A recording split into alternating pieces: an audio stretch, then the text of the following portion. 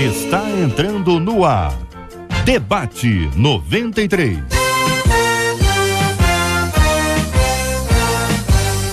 Realização 93 FM. Apresentação J.R. Vargas. Alô, meu irmão, alô, minha irmã, já chegou o tio J.R. Estamos de volta, começando aqui mais uma super edição do nosso Debate 93 de hoje, nesta segunda, 15 de agosto de 2016. Fale com o Debate 93. 2461-0093. E-mail debate@radio93.com.br. Facebook Rádio 93 FM. Site www.radio93.com.br. Fale com a 93 pelo WhatsApp 96803-8319. 96803-8319. Como começar bem e terminar melhor ainda, minha gente? Tem gente que começa bem. Tava tão animado, não tava? Tava animada, olha aí, que maravilha. Agora desanimou, parou. Não prosseguiu. Como começar bem e terminar melhor ainda? Vamos falar sobre esse assunto no nosso Debate 93 de hoje. Muito importante para você que conhece alguém? A pessoa até diz assim, ó, fulano tem muita iniciativa, mas tem pouca, vou botar entre aspas, hein? Tem pouca acabativa. Não acaba nada, começa, mas não acaba. Conhece alguém assim? Liga para essa pessoa, avisa, liga no Debate 93. Vai ter uma palavra para você. Pode não dizer exatamente o que, mas manda a palavra lá, porque vai ser bom demais. Também vamos tratar aqui, ó, alguém seria chamado por Deus para fazer algo que não gosta. O que você acha? Alguém seria chamado por Deus para fazer algo que não gosta? Será que Deus te chamaria para realizar alguma obra com a qual você não tem a menor identificação, ou pelo menos não tem o menor prazer em realizar? Ou Deus só vai te chamar para coisa que você gosta? Então agora você gosta? Não gosta. Então Deus não te chamou. Eu gosto, Deus te chamou. Será? Vamos ouvir aqui a opinião dos nossos debatedores discutindo também sobre esse assunto no nosso Debate 93 de hoje. A melhor resposta a se dar a um falso é o que, minha gente? É a própria falsidade para os falsos. A falsidade? Sei que Provérbios 4:24 diz: desvia de ti a falsidade da boca e afasta de ti a perversidade dos lábios, mas a minha vontade é pagar na mesma moeda. Eu não suporto a ideia de ser enganada, diz a nossa ouvinte. O que fazer com uma pessoa falsa? Desmascarar seria um caminho? Como não me contaminar com as mentiras e falsidades? Como ser verdadeiro em um tempo de tanta falsidade? Quero saber a sua opinião. Sua participação é no Debate 93. É agora. Este é o Debate 93 com J.R. Vargas na 93 FM. Pastora Carla Regina é a nossa menina da mesa de hoje da Assembleia de Deus em Vila Pacaembu, em Queimados. Muito bom dia, seja bem-vinda. Pastora, a melhor resposta a se dar um falso é a própria falsidade? Eu imagino que a irmã vai dizer não, mas por que não, pastora? Vamos responder, porque em geral as pessoas ficam assim, eu sei que não, mas... Bom dia, JR, bom dia aos nossos queridos ouvintes, aos nossos queridos debatedores também. Certamente que a resposta é não, com certeza que é não. Em contrapartida, a gente precisa entender que a pessoa que ela age falsamente, ela por si só já vai ter sobre si uma consequência do ato. Não se faz mister que sejamos justiceiros de Jeová para tentar dar a ela algum tipo de castigo. Uma base bíblica reflete acerca do que eu estou falando, Provérbios 19:5, que vai dizer: a testemunha falsa não ficará sem castigo, e aquele que despeja mentiras não sairá livre. Ou seja, já tem consequência para quem age assim. Então, perder a sua energia com coisas que não vão te fazer bem não vale a pena. Não compensa. Pastor Rômulo Rodrigues, da Igreja Missionária Evangélica Maranata de Duque de Caxias, bom dia ao senhor, seja bem-vindo. O senhor concorda com a pastora Carla, pastor? E ainda, a ouvinte diz aquilo que muita gente diz: a minha vontade é pagar na mesma moeda. Eu não suporto a ideia de ser enganada. Mais ou menos nesse tom de voz disse a nossa ouvinte. Bom dia, meus irmãos. Bom dia ao pessoal que nos ouve, os irmãos aqui da mesa. Olha só, eu concordo com a pastora Carla, mas eu não posso deixar de concordar com a ouvinte que escreve o e-mail, porque essa vontade Eu acho que é a vontade que todos nós temos. Ninguém aqui tem nervo de aço, somos de carne e osso, temos sentimento, temos capacidade de ver as coisas, avaliar as coisas. Então, a inclinação humana num momento como esse, ela sempre vai pender para esse desejo de se vingar, de dar o troco, etc e tal. Mas aí quando se trata de valores e princípios e comportamento cristão, a gente precisa trabalhar isso, a gente precisa pedir graça a Deus nesse sentido, precisa usar de estratégias para colocar a coisa certa no momento certo, na intensidade certa e por aí vai. Mas que é uma vontade que a gente tem, meus irmãos, isso eu vou admitir que é assim. Ouvinte dizendo a melhor resposta é a oração. Eu fui vítima, eu fui pro joelho e Deus desmascarou o falso, mas desmascarou para tratar o falso. Deus é quem justifica, diz aqui a nosso ouvinte, o pastor Paulo Vieira, da Assembleia de Deus Vitória em Cristo, na Barra da Tijuca. Muito bom dia, pastor, seja bem-vindo. O que pensa o querido irmão sobre esse assunto? Bom dia, JR, bom dia aos debatedores, muito bom estar aqui mais uma vez para esclarecer um assunto que anda nos corredores das nossas igrejas, né? E na nossa vida, não só para os evangélicos, mas quem não é evangélico está nos acompanhando, sabe que falsidade é algo que permeia a nossa sociedade. A verdade é que a falsidade é o quê? A qualidade daquele que é falso. É uma característica daquele que é contrário à verdade. E JR, o que mais me espanta é que a mentira, né, que tem por pai o diabo, é um dos pecados mais tolerados dentro da igreja, né? E a falsidade por si, né, vem dessa mentira, dessa hipocrisia. O querido pastor César Melo, da Igreja Metodista Wesleyana em Guapimirim, como é que vai o senhor? Tudo bem? Graças a Deus, tranquilo, JR, bom dia. O que pensa o senhor aí sobre esse assunto, pastor? Porque tem uma igreja, é uma igreja também, é uma ouvinte que é uma igreja, ela dizendo, e quando o líder na igreja é uma pessoa dissimulada, uma pessoa bajuladora, fofoqueira, e ainda se um projeto é bom, ele diz que foi ele que fez. O camarada toma o projeto dos outros. Tá Isso acontece aonde?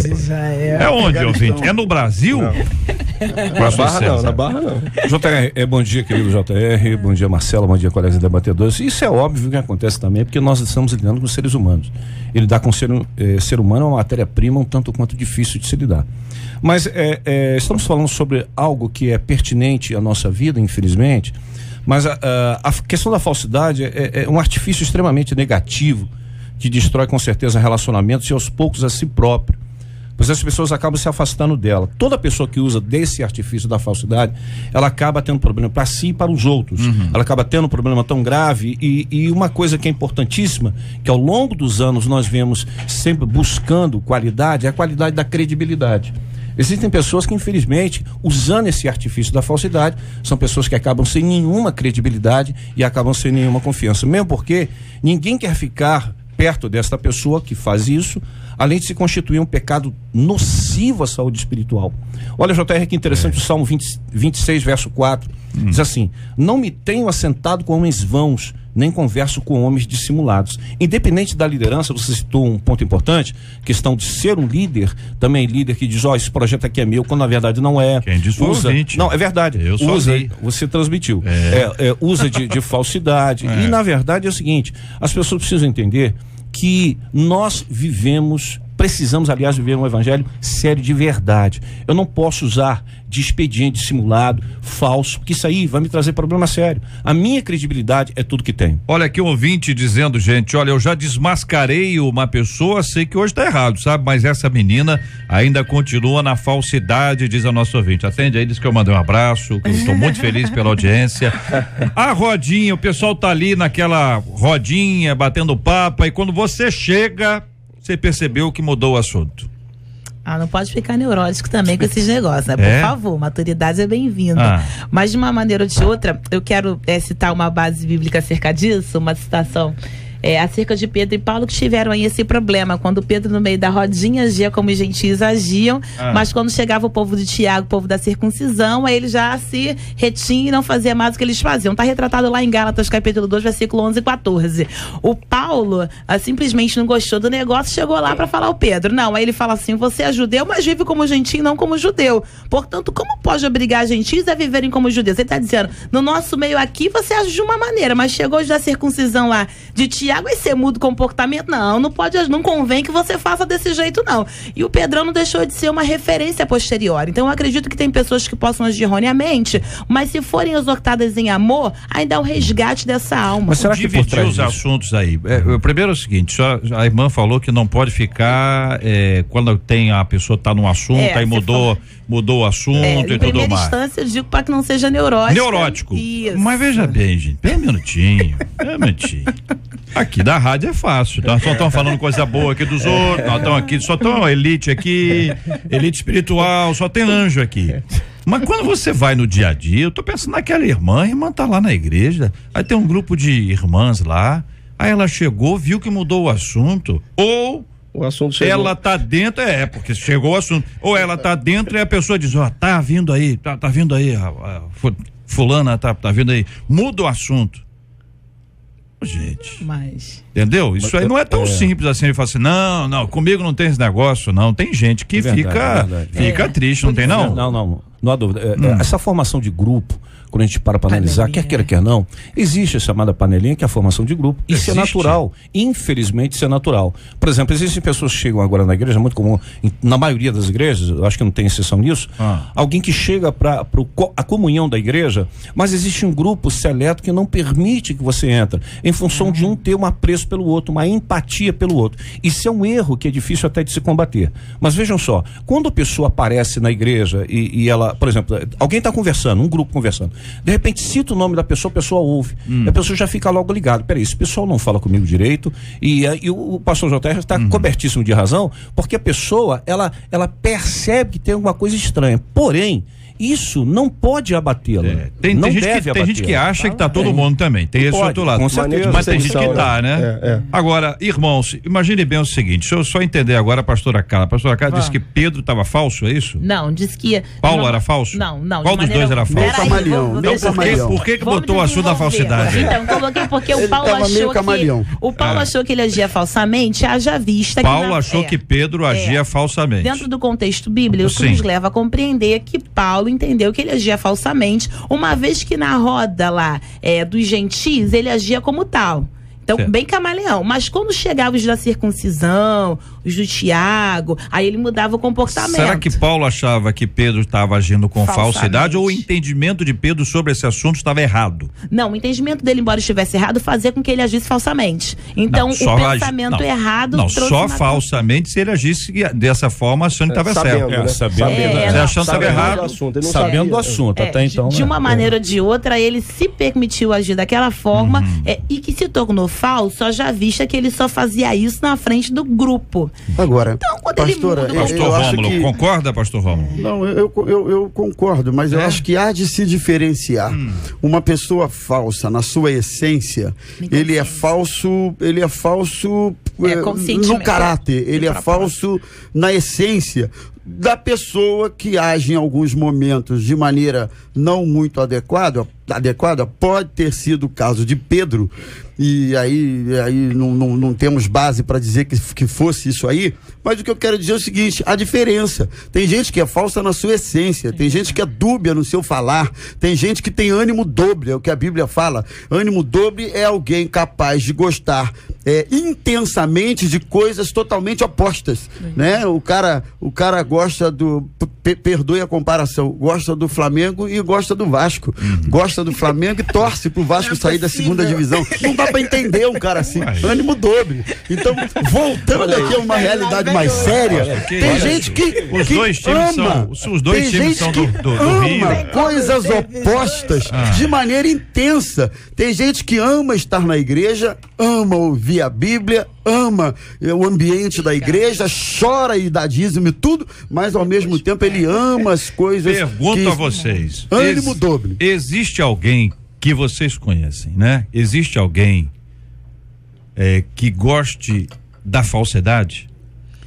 Eu acredito que a pessoa equivocadamente, que ela, e aí é complicado, né? Porque a gente não quer julgar o que vai no âmago, no íntimo da pessoa. Mas ela, normalmente, quando você tem uma pessoa que é falsa, ela é, aí como a gente falou do exemplo do Pedro, entendimento errado, que levou a agir inadequadamente. Mas existem pessoas que conscientemente sabem que é errado e ainda assim insistem em agir dessa forma. Então, quanto a esse tipo de pessoa, acredito que não é questão do gostar, é questão de se habituar, do se acostumar, do se permitir. Por mais que exortado fosse, ao contrário de Pedro, que foi e prosseguiu, ela não se permite. Pergunta a vocês, o bajulador é falso?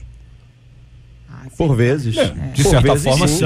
Na bajulação, ele pode ter um ganho. De certa forma, sim, porque ele quer alcançar um objetivo. Com a falsidade. Jogam com a mentira. Então, a bajulação, ele quer alcançar um objetivo. Tem escusos, né? Eu acho que a bajulação tem essa conotação. De alguma maneira, há um interesse por trás, escuso, e tudo que é feito com motivação assim é ruim, né? Tem gente que joga com a falsidade e tem gente que não quer ficar mal com ninguém.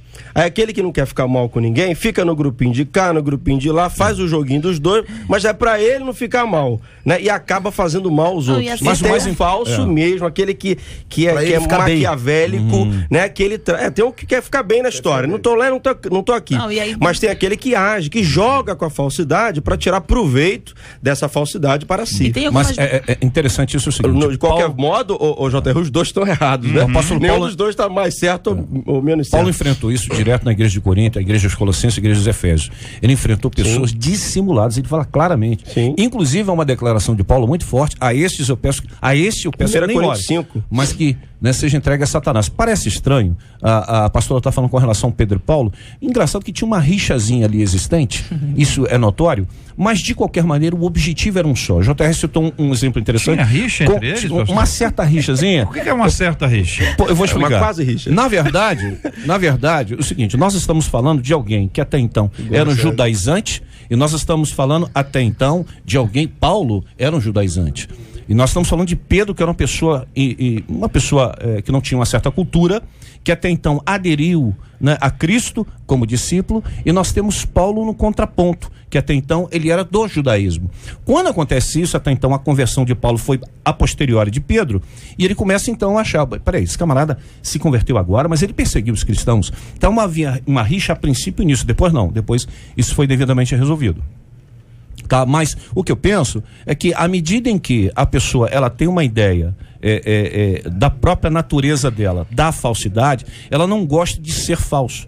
Paulo nunca usou isso. Pedro nunca usou isso, até me perdoe o contraponto aqui com a pastora que falou que de certa forma podia ser, até não. Mas eu não vejo assim, eu vejo que nas nossas igrejas nós encontramos barreiras tremendas com dificuldades. Não é muito fácil de parar, porque ninguém gosta de ser, mas tem pessoas que têm necessidade de ser por problemas emocionais. Eu não vejo, pastor, eu não vejo falsidade entre os dois.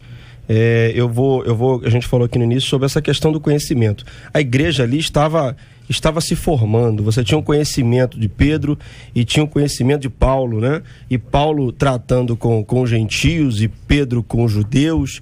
Havia um conflito ali, né? Não era falsidade, né? Era o caminhar deles que estava sendo estruturado, ajustado para esse novo horizonte evangelístico dos gentios, né? Não vejo esse problema entre eles. Eu vejo sim, no que a gente acabou citando aqui, em 1 Coríntios 5,8, diz um texto que a orientação é o seguinte: não tem como tirar vocês do mundo e tal, vocês vão tratar com pessoas falsas nesse mundo, com pessoas, né? O texto é bem claro, ó, isto não quer dizer que absolutamente que devam sair deste mundo. Tem os devassos, os avarentos, os roubadores, os idólatras, porque então vos seria necessário sair do mundo. Mas agora vos escrevi que não vos associeis com aqueles que, dizendo-se irmãos, são devassos, avarentos, idólatras, maldizentes, né? Roubadores, com esses não comais, ou seja, não tenham comunhão. Esse é o ponto que eu acho que serve de alerta. Se você tem no teu círculo aí de relacionamento pessoas maldizentes, falsas, com essas pessoas, nem sentar para ter comunhão, né, e relacionamento. Foge delas que vai te fazer mal. Marcela Bastos tem uma informação aqui para os nossos queridos ouvintes aqui do nosso debate 93 de hoje. O Brasil acabou de ganhar então mais uma medalha olímpica, dessa vez uma medalha de bronze. Foi na maratona aquática feminina, Poliana Okimoto, que nadou aí quase 2 horas. Guerreira. Parabéns aí a nossa parabéns mesmo. Medalhista aí agora, medalhista de bronze. Só corroborando o que o pastor Paulo falou, Paulo ainda deu um conselho ao povo lá, aos Romanos, capítulo 16, versículo 17 e 18, ele diz: recomendo, irmãos, que não tomem cuidado, ou melhor, que tomem cuidado com aqueles que causam divisões e põem obstáculos ao ensino que vocês têm recebido. Afastem-se deles. Tá aí um conselho para quem está convivendo com pessoa falsa. Pois essas pessoas não estão servindo a Cristo, nosso Senhor, mas a seus próprios apetites, mediante palavras suaves e bajulação, enganam o coração dos ingênuos. E aí eu trago uma outra base bíblica que vale a pena refletir, quando aquela menina com espírito de adivinhação vinha bajulando Paulo, né? E vinha atrás dele falando uma série de coisas que era verdade, que não deixava de ser, mas ele simplesmente se inquietou por saber a origem, a cerne, da onde que isso vem. Então o discernimento acaba ajudando muito. A gente estava aqui falando sobre isso, se a pessoa gosta ou não de ser falsa. Acho que ninguém gosta, se descobrir a condição que se encontra. Mas aí é válido, né? Para a exortação e a libertação de quem quer que viva. Eu acho que o falso não se vê falso, né? Nunca, né? Uma mentira pra ele, ele nunca vai ser. Só voltar um ponto rápido aqui. Sim. Com relação à questão da falsidade, eu não disse aqui especificamente isso, apenas disse que até então a história registra, parece uma certa rixa, e eu já expus o que é isso, mas de certa forma isso não abalou de forma nenhuma a capacidade deles de colocar o evangelho.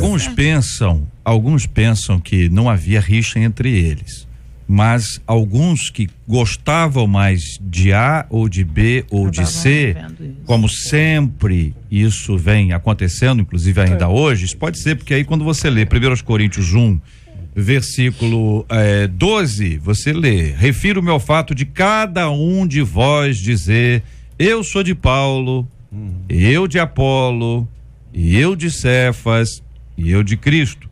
Acaso Cristo está dividido? Foi Paulo crucificado em favor de vós, ou fostes porventura batizados em nome de Paulo? E aí ele diz: dou graças a Deus porque nenhum de vós batizei, exceto Crispo e Gaio, para que ninguém diga que fostes batizados em meu nome. E daí ele continua. Então não dá a impressão que você tem pessoas que se identificavam mais com A, com B e com C, e essa possível rixa não era entre eles, mas entre as pessoas que achavam que A era mais certo que B, ou se identificavam mais com C? Sim, isso acontecia. Apolo, Paulo, enfim, Barnabé, havia estes. Aí que eu falo a questão de formação de grupo. A identificação que cada um entendeu, a maneira da exposição, até vamos colocar para os dias de hoje, existem pessoas que, eu gosto do pastor fulano de tal porque fala assim, só que às vezes no fundo, o pano de fundo fala assim porque é conveniente para a pessoa. Isso. Mas isso não quer dizer que os pastores justamente. Só isso. É isso aí.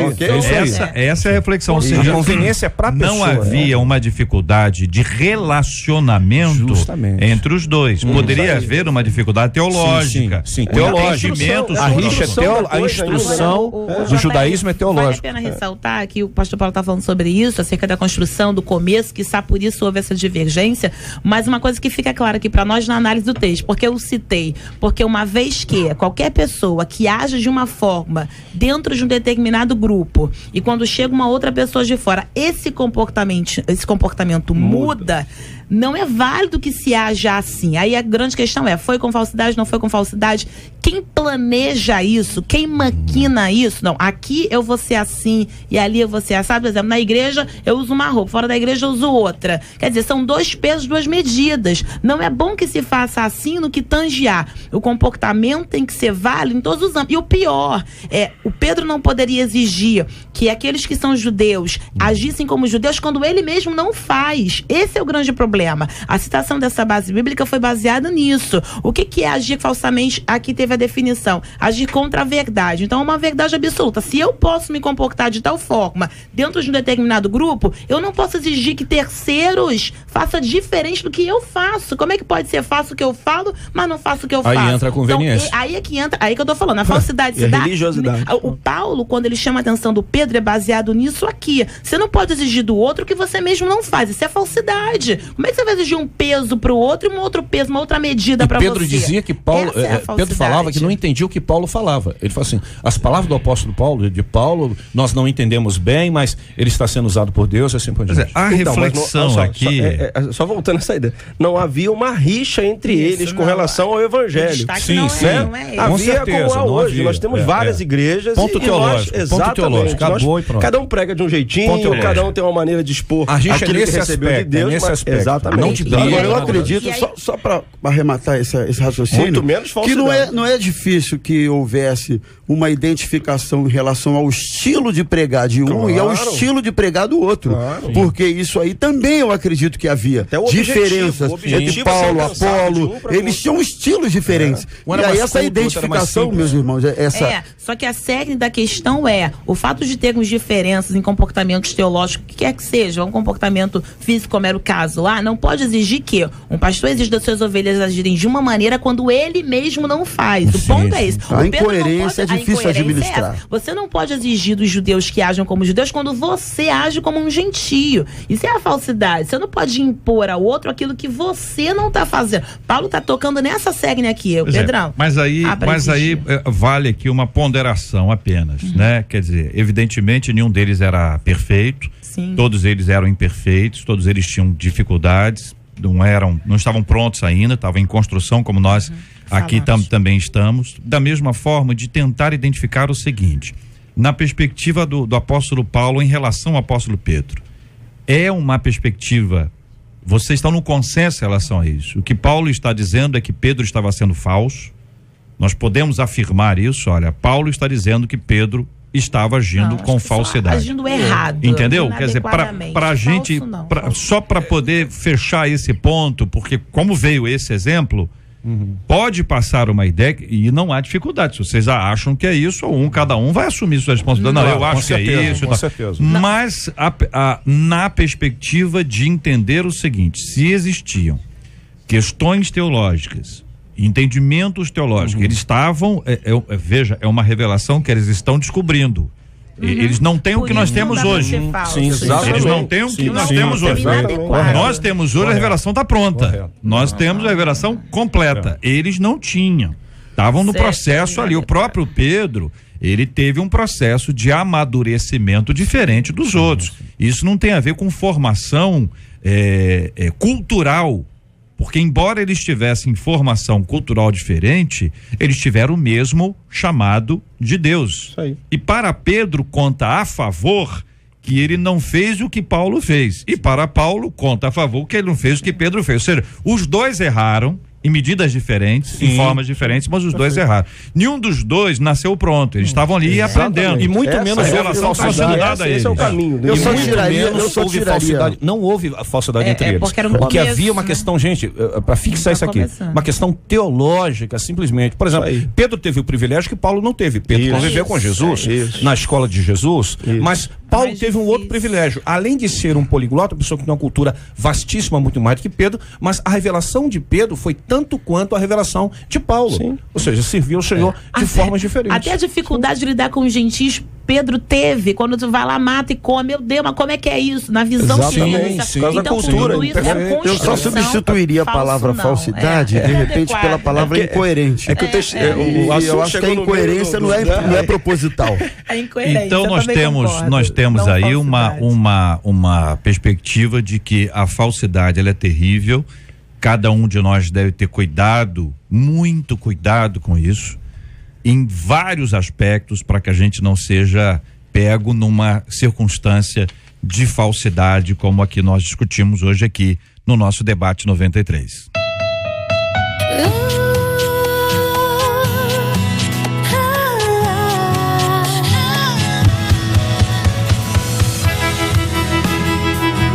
Conquistou meu coração.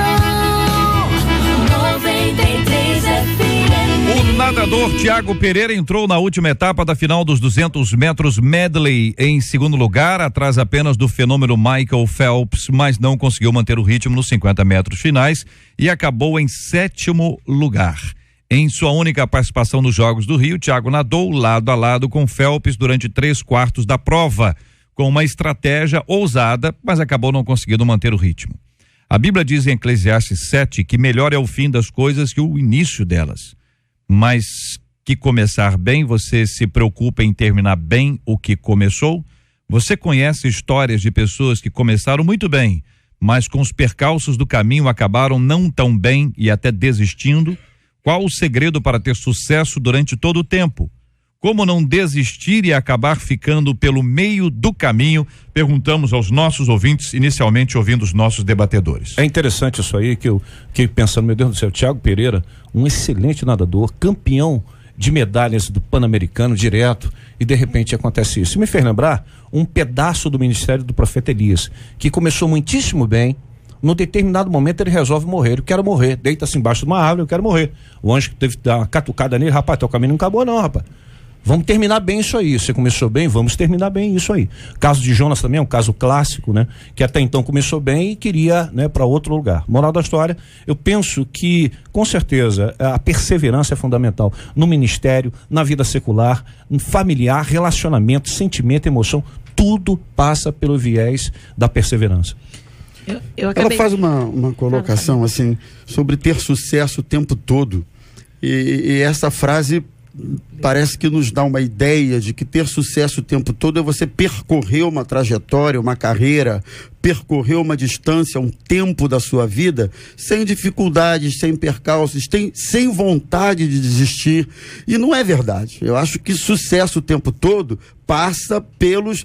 Aliás, eu diria que para você ter sucesso, você tem que ter experimentado alguns tipos de fracassos, alguns tipos de derrotas. Você só tem sucesso aprendendo com as quedas e com as derrotas. Então, vamos desmistificar um pouco essa ideia de que chega lá e recebe a bandeirada quem nunca teve os seus tropeços e quedas, porque tem. Agora, é lógico, você tem que ter perseverança, você tem que ter estratégia numa corrida, você tem que avaliar a corrida, você tem que avaliar as circunstâncias do que você vai percorrer. No caso do nadador aqui, não sei, talvez tenha faltado essa estratégia para que ele pudesse completar a prova do lado do Phelps, né? Então é isso. Eu vi uma corrida do Bolt, e aí, não sei para quem assistiu, e ele ganhou, né? Mas no começo parecia que ele ia perder. Não sei se vocês viram isso, você percebeu? Ele começou lá assim, atrás, não é? Mas eu fico vendo, e aí trazendo pra nossa vida, às vezes as pessoas vêm com tanta ânsia, com tanto, que acaba fazendo tudo e não fazendo nada. Esse tipo de pessoa que não sabe dizer não, ela agarra tudo, ela abarca tudo, ela quer fazer tudo, ela acaba não fazendo nada direito.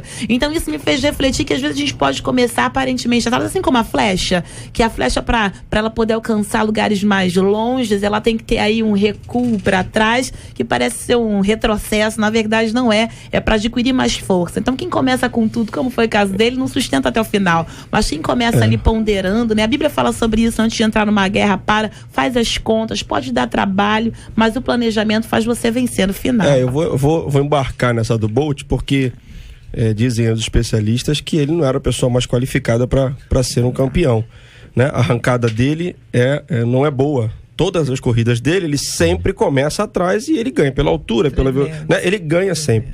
Então, eu acho que o que faltou, ou o que falta para muitas pessoas, vão falar para nós, é o equilíbrio. É você conhecer os seus limites, né? Conhecer as suas qualidades e ter sucesso. Porque sucesso, como o pastor disse muito bem, ele não é sempre de vitórias. Eu acho que o maior sucesso de uma carreira é você manter a sua carreira dentro dos seus limites. Um dia é ouro, outro dia é prata, mas você é uma pessoa bem-sucedida se você é feliz naquilo que faz, né? E consegue completar a sua tarefa, começar no seu ritmo. Eu sempre ouvi aquela historinha, JR, da lebre e da tartaruga, né? Desde pequeno, né? Que a lebre saia correndo, a corrida entre a lebre e a tartaruga. A lebre saia correndo na frente, a tartaruga mantinha o seu ritmo, como sempre, devagar, mas constante, nunca parava. A lebre não, saía na frente, parava um pouquinho, conversava até a tartaruga chegar, a tartaruga passava. Quando a tartaruga passava, a lebre ia, corria. Quer dizer, mas no final da história, a lebre acabou nessa brincadeira, perdendo a sua corrida. Algumas pessoas dizem, por exemplo, que não conseguem terminar de ler um livro.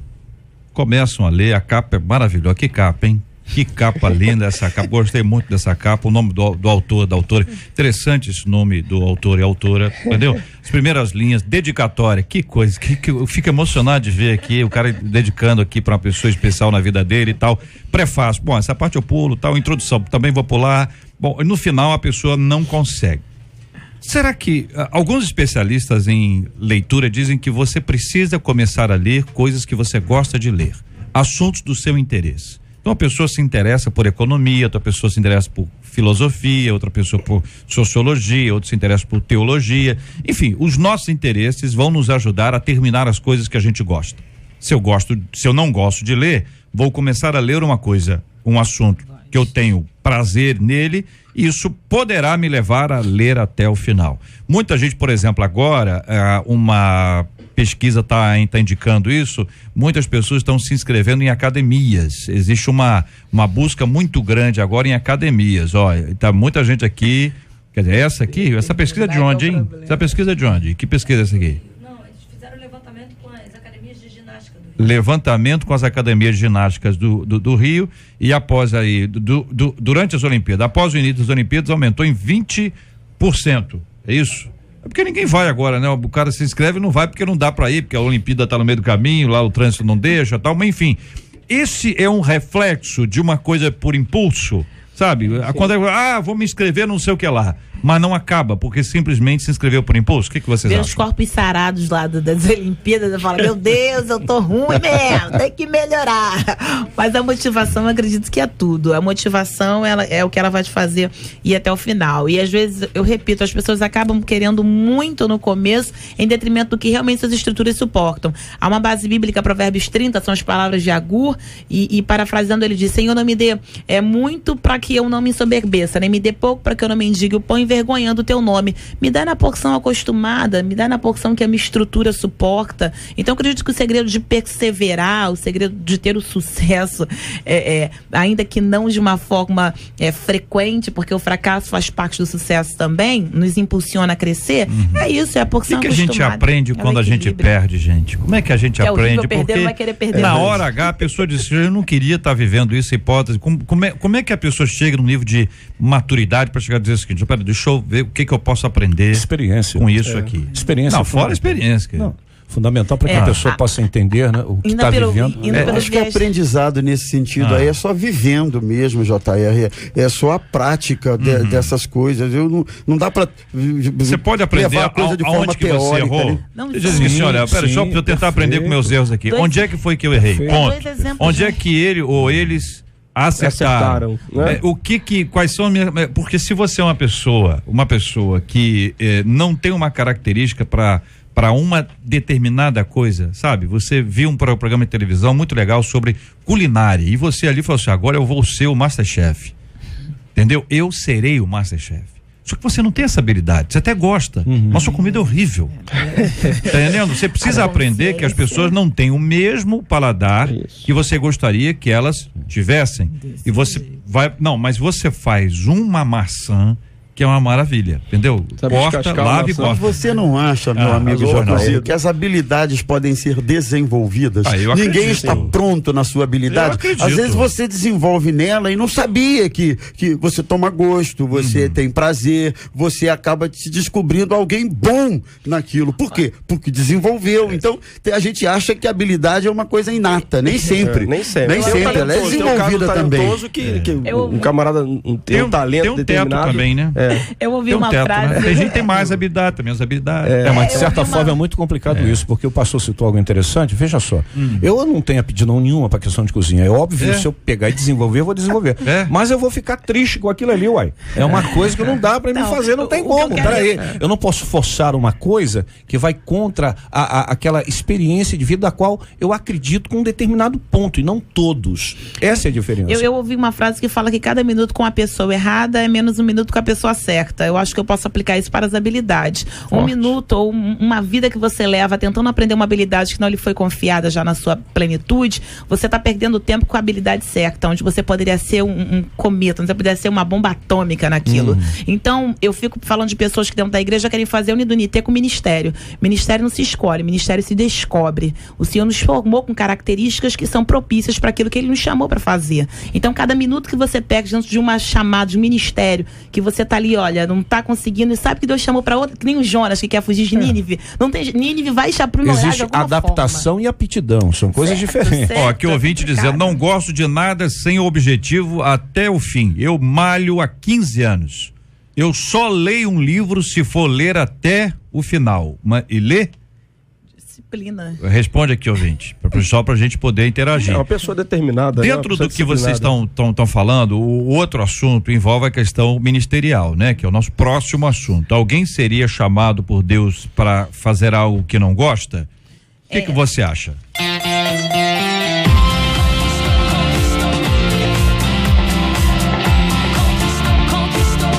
Conquistou meu coração. 93 FM. Perto de completar 19 anos, Rickson Simeon encerrou sua participação nos Jogos do Rio. Feliz a beça. Neste sábado fez a melhor prova da sua vida, mas que lhe garantiu o título de pior velocista olímpico. E com um sorriso no rosto revelou: descobri que odeio correr. O atleta das Ilhas Marshall até janeiro fazia parte do time de futebol americano de uma universidade comunitária na Califórnia e, sem esperar, foi procurado pelo Comitê Olímpico do seu país para buscar uma vaga no atletismo. Apesar de achar loucura, ele e seu técnico toparam o desafio. Eu odeio fazer isso, mas estar aqui é incrível, não tenho palavras para descrever, disse ele. Você já fez alguma coisa que não queria, mas acabou fazendo porque seria bom? Aliás, você já descobriu que estava acostumado a fazer algo que não gostava, como por exemplo um curso, um trabalho, até mesmo um ministério na igreja? Falando em ministério, na sua opinião, é possível que Deus nos dê um ministério do qual não gostamos? Você tem dúvida quanto ao seu ministério? Que pensam os nossos ouvintes? Qual a opinião dos nossos debatedores? Começando ouvindo aqui o pastor Paulo Vieira sobre esse assunto. Muito obrigado, JR. Não é? Eu acho que a gente faz um monte de coisa na vida que não gosta. Eu acho que faz parte da vida. Tem um monte de coisa que você quer fazer e não pode fazer, não deve fazer. A Bíblia tem um monte de coisa. O apóstolo Paulo, ele perseguia cristãos e daqui a pouco se tornou um cristão. A vida da gente vai mudando de acordo com o que a gente vai conhecendo dela, vai tendo experiências e descobrindo o que é melhor para nós. Eu fui líder de jovens da nossa igreja, Assembleia de Deus Vitória em Cristo, durante 4 anos. E no primeiro ano eu comecei a fazer um trabalho de carnaval, né? Montamos lá um bloco de evangelismo, né? Fizemos lá o samba, né? O samba santo, né? E fui para todas as noites levando um grupo de jovens para o carnaval. E eu não gosto de samba, nem um pouco. Eu não entendo nada. Quando começa a tocar um samba, eu não entendo nada. É só barulho no meu ouvido, né? Desperdoe aí os ouvintes que amam, né? Fala, pastor, eu gosto. Eu não gosto, não consigo entender a letra, né? Mas fui chamado por Deus para fazer algo e estar no meio de uma festa que nunca curti, sou nascido e criado no evangelho, nunca fui a um carnaval, né? Esse pastor é assim porque ele era do samba, nunca fui, não gosto. Então eu acredito que pessoas são chamadas para fazer aquilo que não gostam, se Deus precisa dela naquele momento, naquele lugar. Eu acredito que o ministério é feito de um todo. E tudo que a gente faz na vida que tem um todo, tem partes que a gente não gosta. Meu filho acabou de entrar aqui, eu amo de paixão esse negão. Em contrapartida, no período da gestação, se eu pudesse evitar a parte que a barriga estica, que tem que ir pro médico, que tem que ser aberto, que tem que ser o quê, que tem que tomar injeção, que eu detesto. É uma parte ruim do processo. Então o ministério, ele tem um todo. E tem partes desse todo, por exemplo, o pastor Paulo acabou de falar, que ele tem um ministério pastoral. Como é que ele vai fazer só o que ele gosta? Não, eu lidero. Então samba não vai ser, vai ser só o som que eu gosto. Mas se nós olharmos, por exemplo, o exemplo de Isaías e Jeremias, 2 profetas do Antigo Testamento, eles foram chamados por Deus para fazer algo tremendamente terrível que eles não queriam que fosse feito. Por eles não.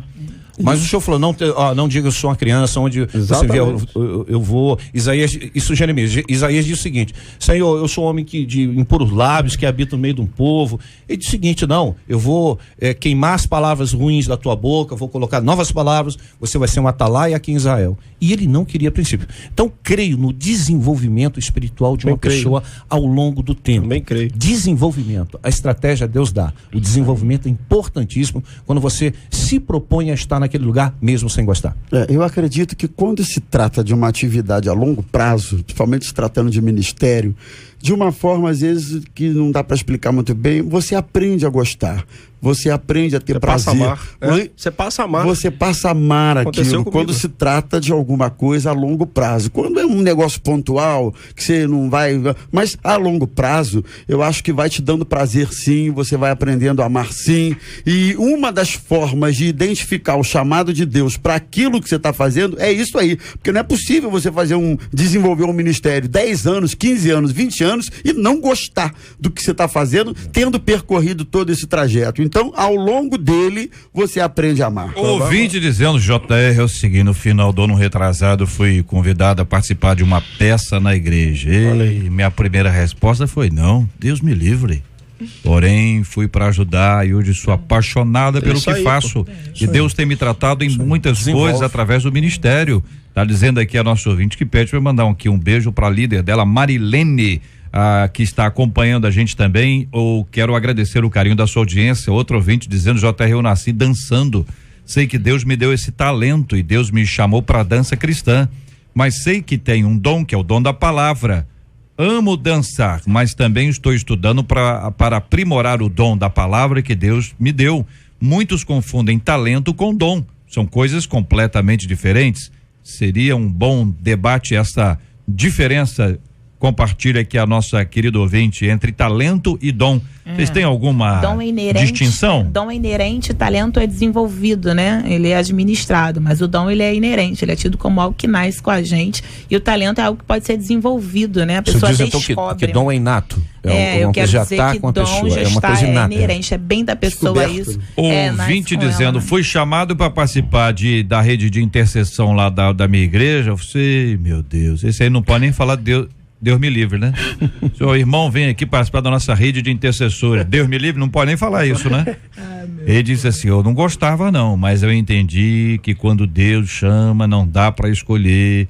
Tentei sair, mas o chamado falou mais alto. Conta aqui o nosso ouvinte. Ouvinte, fica firme aí, ouvinte. Fica firme por nós. Por favor, hein? Fica firme aí. Eu penso que Deus pode permitir que a pessoa inicie um trabalho numa igreja devido à necessidade. Diz aqui o ouvinte, ou seja, uma determinada igreja precisa de um determinado ministério. Não é o que eu gosto, não é o que eu quero, mas tá precisando. Aliás, não tem momento melhor para descobrir ministério como o da necessidade. Não tem momento melhor. Necessidade é a válvula propulsora para descobertas, né? Hoje até tem pessoas que falam, por exemplo, sorvete de morango é o mais gostoso do mundo. Aí eu pergunto, você já experimentou todos os sabores de sorvete? Como é que você vai saber? Você só vai saber experimentando, você só vai saber se você vivenciar isso. O pistache é o pior sorvete. Você já experimentou outros? Então a gente nunca vai poder dizer não gosto disso até que experimentemos mesmo, que tenhamos uma experiência com isso para dizer se é válido ou se não é, né? Pode dizer que não gosta de salada se nunca comeu salada de alface. Não é? Meu Deus do céu, pepino, Jesus. Bom, agora, é possível que Deus nos dê um ministério do qual nós não gostamos? Olha, você tem que fazer isso. Eu não gosto. Já experimentei e não gostei. Aí a gente tem que saber se foi Deus mesmo que falou com essa pessoa, né? Porque se foi Deus realmente... Eu não posso dizer que não, né? Eu vou aqui embarcar na frase da necessidade. Eu acredito que se Deus... A pessoa botou Deus aqui, né? Se Deus chamou alguém, mesmo que ela não queira, falamos de Jonas. Jonas falou, não vou.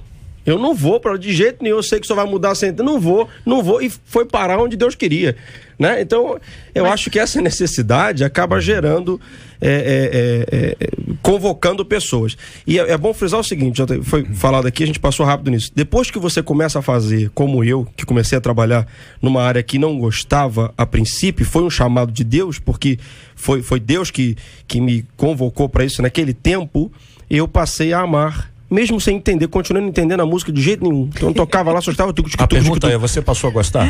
Depois que fez? Sim. Aí é que tá. Passei a gostar e não entendi a música. Mas Chama-se pra mim, Exatamente. A relação que acontece entre Deus e Jeremias no chamado dele, na perspectiva ali apresentada, a reação que ele teve, né? Olha, eu não passo de uma criança. Foi de incapacidade. O senhor disse para ele assim, não digas não passo de uma criança, porque a todos a quem eu te enviar, irás, e tudo quanto eu te mandar, falarás. Não temas diante deles, porque eu sou contigo para te livrar, diz o Senhor. Já estava implícito que o que impedia Jeremias de se alegrar com aquele assunto era o medo que ele tinha do que poderia enfrentar? Eu creio que Eu acho sim. que não só Jeremias, mas quando você olha, sim. principalmente no Antigo Testamento, as pessoas que foram chamadas por Deus, até onde eu me lembre, todas elas usaram algum tipo de argumento que não podiam, não tinham capacidade, não tinham condições.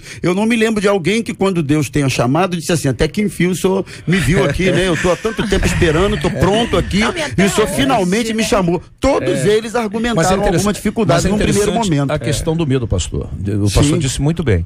A questão do medo. Todos sabem de uma empreitada dessa muito grande. Josué. Sim. Josué, em Deuteronômio 31:6, Moisés teve que dizer o seguinte: rapaz, olha só, esforçai-vos, animai-vos, não temais, nem vos espanteis diante deles, porque o Senhor teu Deus é quem vai contigo por onde quer que andares. Se ele não falar isso, levantou o moral, se ele não falar isso, ele ia recuar.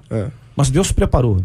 Tem contraponto aqui, pastor Paulo falou acerca de Jonas. O contraponto para mim é o seguinte: a Nínive não é o ministério de Jonas, é uma parte do ministério dele. Isso precisa ficar claro. O que é ruim não é o ministério, não é a chamada, mas alguns momentos da chamada. Jeremias mesmo, que foi exemplo citado, capítulo 11, descobre uma conspiração, Deus o fez saber, né? Então os da terra de Anatote, sacerdotes, foram contra ele. Capítulo 12, ele vai lá e fala: Senhor, eu quero pleitear contigo acerca dessa tua justiça, eu sou teu servo, tô te obedecendo. O que eu tô passando por isso? Eu falar pra ele: olha, se tu te fatigas com os que vão a pé, como é que você vai competir com os cavalos? Ou seja, tem momentos do nosso ministério que vão ser assim amargos, traição, decepção, chateação, desobediência. Agora, pastora, seria interessante dizer assim, a gente precisa olhar o conjunto da obra, né? É o conjunto da obra, não é a coisa pontual. Nem a fotografia de Nínive. Mas isso são os percalços da caminhada. Não adianta, não tem flores não. Antes de entrar com o filho do pastor Rômulo, que tá aprendendo a dirigir agora, tá top, tá bombando com a carteira na mão. Tá fera, já bateu gente. ali com o carro, ficou pastorzão, filha dessa, mas não é o todo. Vai chegar um momento que ele vai falar: eu amo dirigir, por hora a experiência tá traumática. Muito obrigado aqui aos nossos queridos debatedores e a participação de cada um deles com a gente no Debate 93 de hoje.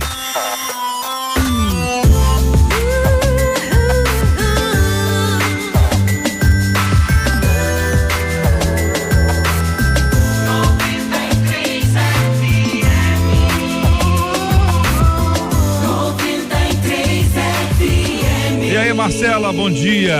Bom dia, JR. Então, quando você descobre algo falso, o que você faz, hein? Alguém falso. O que você faz? Desmascara ou deixa pra lá? 54% dos nossos ouvintes dizem que desmascaram.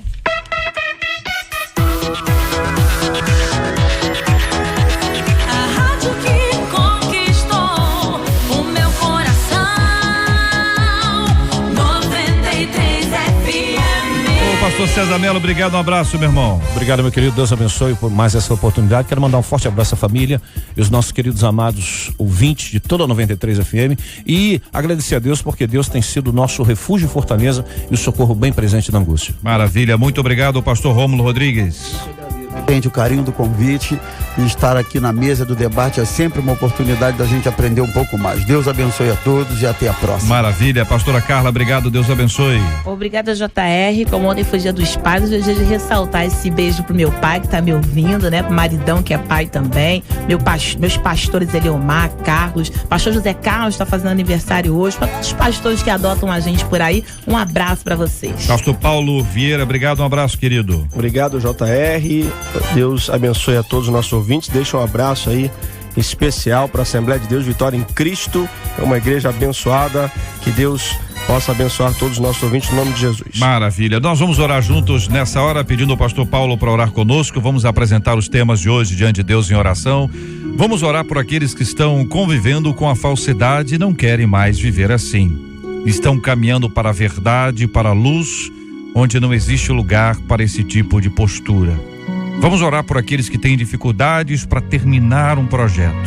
Começam animados, entusiasmados, mas logo depois perdem o fôlego e começam a parar. Vamos orar por aqueles que de alguma forma estão envolvidos em ministérios, na igreja ou mesmo nas suas atividades e nem sempre gostam daquilo que fazem.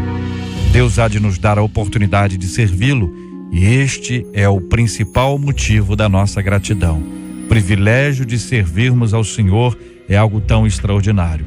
Vamos orar também pelos enfermos, pedindo a cura dos enfermos, consolo aos corações enlutados. Vamos orar pela família olímpica e vamos orar pelos pais. De maneira especial, agradecendo a Deus por aqueles a quem Deus chamou para serem pais. Nem todo pai teve o privilégio de ver o filho gerado através da sua vida. Alguns adotaram crianças. Alguns assumiram responsabilidades de pai. São tios, são vizinhos, são amigos, irmãos da igreja. Quantos líderes espirituais assumiram o papel de pai? Hoje, de maneira especial, nós queremos reconhecer e pedir a Deus que abençoe, preparando a cada um de nós. Esse tempo também é triste para quem não tem um paizinho junto e muitas vezes observa isso com grande tristeza. É tempo de agradecer a Deus pelo privilégio de ter, o privilégio de dizer ao papai, mas também de agradecer a Deus pelo tempo do convívio, ainda que esse convívio não possa ser refletido hoje. E se houver alguma rusga, algum problema, alguma dificuldade entre você e seu pai, ou entre você, pai, e os seus filhos, busque a reconciliação. Esse é o caminho proposto pelo Evangelho. É o caminho pelo qual nós devemos andar, buscando a direção e a bênção do nosso Deus. Vamos orar juntos.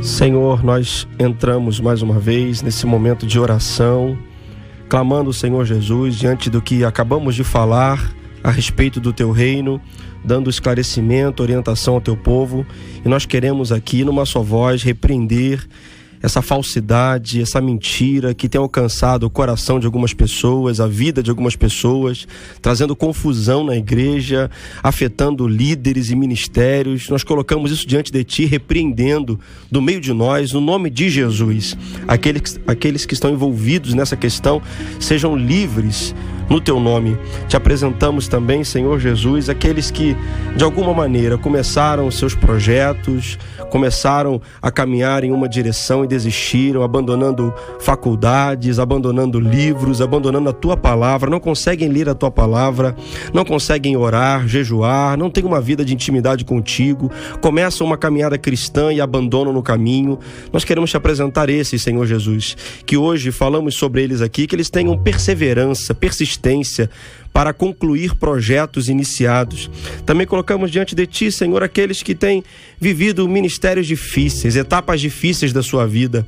Ah, Deus, ajude a cada um de nós. O ministério é assim, fazemos coisas que gostamos e coisas que não. Qual é o pastor que gosta de ir num sepultamento, de enterrar um amigo, um membro da igreja? É uma parte difícil do ministério, é uma parte difícil ver uma família que se destrói e o pastor precisa ajudar. É uma parte difícil, mas dê graça aos Teus filhos, no nome de Jesus. Nós queremos pedir a Tua bênção. Te apresentamos, Senhor, todos os pais que estão nos ouvindo, que estiveram com seus filhos, e aqueles filhos que não têm pais. Senhor, que Tu sejas o nosso Pai. Senhor, eu não tenho mais o meu pai e clamei por Ti nesse dia, agradecendo a Tua presença na minha vida. Senhor, e tantos quantos hoje, Senhor Jesus, não estiveram com seus pais por conta de um problema, de uma rixa. Senhor, ajude para que libere perdão e haja restauração nas famílias, no nome de Jesus. Te apresentamos essas Olimpíadas, toda a família olímpica, todos os atletas, Senhor, que tenha paz no Rio de Janeiro. Cobre, Senhor, o nosso município com a Tua presença, nos livrando de todo o caos. Te colocamos, Senhor, colocamos diante de Ti os enfermos e aquelas famílias enlutadas. Tenha misericórdia no nome de Jesus. Amém. Que Deus te abençoe. Você acabou de ouvir Debate 93.